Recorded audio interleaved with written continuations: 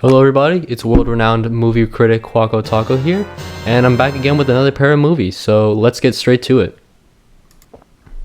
Okay, so let's start off with Doctor Strange in the Multiverse of Madness.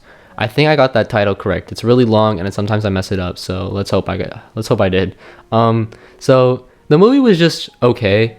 There were things that I liked about it that I thought were actually pretty great, but then there was a lot of issues with the film that I thought were not great.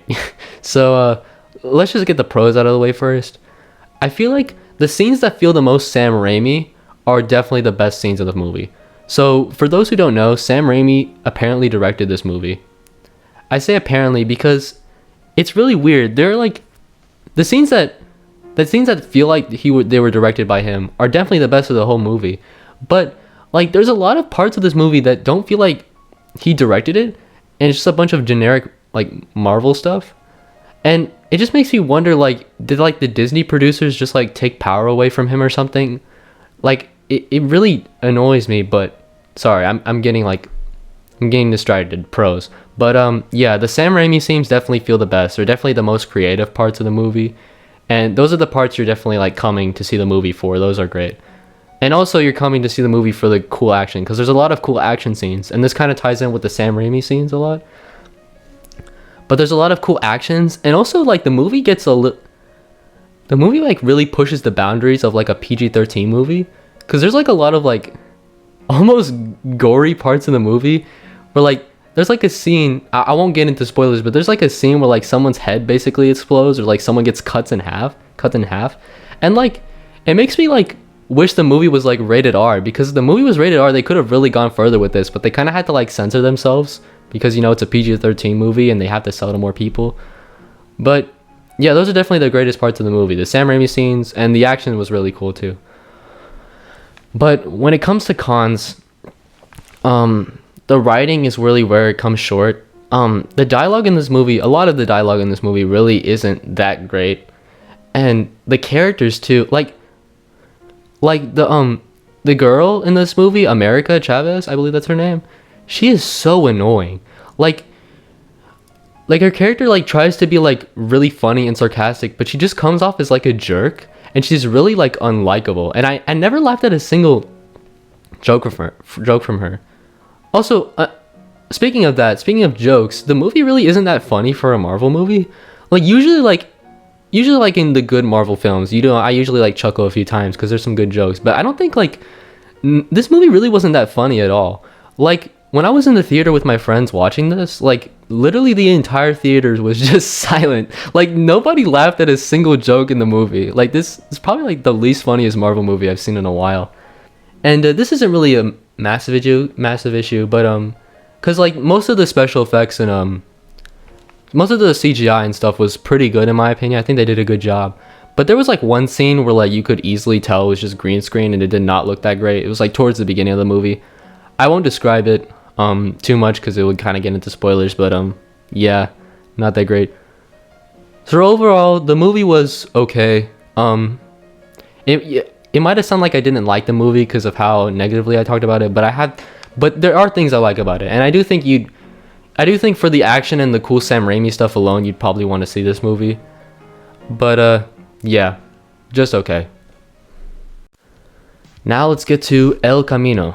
Now, I was really excited for this film because, for those who don't know, which probably none of you know if you don't follow my Twitter, but I really love Breaking Bad. Breaking Bad is probably one of the greatest TV shows I've ever watched, and if you still somehow haven't watched it, I really recommend you do. Also, I recommend watching Better Call Saul afterwards, which I believe the season 6 is airing on AMC, so yeah, both great shows. And so I wanted to check this out because it's a sequel to Breaking Bad and leaves off where goes off of where Breaking Bad ended. And I thought it was good. I thought it was really good. It's not like great, and definitely, you know, it's not like gonna hit the same highs as Breaking Bad, which I guess no one really expected because this is a movie and Breaking Bad's like a TV show with like tons of hours put into it. But yeah, I thought the movie was good. Let's start with some pros. I think the writing was really good. I really like the plot structure of this movie. It kind of like follows through like and this is gonna cover spoilers for Breaking Bad, by the way, so if you haven't seen Breaking Bad yet, don't watch this, don't listen to me. But it kind of follows the story of Jesse as he's trying to escape the law, and like as he's like going through this like kind of, you know, adventure escaping police, like each location he goes to, there's like a flashback to like something that like important that happened to him there, and it kind of like the story is framed to like around his PTSD and his like trauma, and it's really creative. I like, you really get the sense of how like damaged Jesse is, and you really feel bad for him. And also the cinematography too in this movie is really good. It looks great. It's overall really visually appealing. Not much to say there, but and also the acting too. Everyone does a really good job acting. Performances are great, but it's kind of to be expected because all the actors are the same from Breaking Bad, and in Breaking Bad we all know the performances are really good too. So yeah, great job in that department. Now some cons, which aren't like the worst thing in the world, but things I did notice and kind of keep this movie from being great. But a lot of the actors in this movie look really different than what they do in Breaking Bad, which kind of makes sense because this movie was made like long time after Breaking Bad ended, and so a lot of the actors are kind of older or like look different. One obvious example is Todd, which, don't get me wrong, I love Todd, the actor for Todd. He's great. He does a great job. But I'm sorry, he's just gained so much weight since Breaking Bad, and it's like, and I guess it would have made sense if like the story was like, if the story took place years after Breaking Bad, but like every scene with Todd is like a flashback to during the timeline of Breaking Bad, and so it's weird because it's supposed to be the same Todd from Breaking Bad, but he looks completely different, and so it just kind of takes you out the movie. And then, you know, a lot of characters look way older than they should, and for Bryan Cranston, for Walter White, they couldn't shave his head because I believe he was filming for another movie, so they had to like put this bald cap over him to like to make him look like the Walter White we knew from Breaking Bad. And they did a good job for the most part, but I still feel like his head looked a little weird. Like I kind of wish I understand why they couldn't, but I kind of wish they just like actually shaved his head, and I hope like when he comes back in Better Call Saul, they actually shave his head instead of just putting the bald cap because it doesn't look the greatest. But yeah, overall, I think the movie was good. And I think it kind of gets too much hate because I think it does a lot really well. Now, of course, it's kind of pointless. We didn't really need a sequel to Breaking Bad, but I do think this movie has great writing. The acting is great, and the plot's really interesting. And yeah, if you love Breaking Bad, you're gonna love this movie. Okay, now I'm gonna include a little bonus thing for you guys. So I know this isn't necessarily a movie, but I recently finished season 1 of Arcane, and I know I'm a little late to this. Everyone's already like talked about the show a lot, but my goodness, I have to get off my chest. This show is so good. I won't talk about it for too long, but the writing is excellent. The animation too is so gorgeous. It's mostly 3D animation for the most part, but like I love the way how it like incorporates 2D animation too in like ways.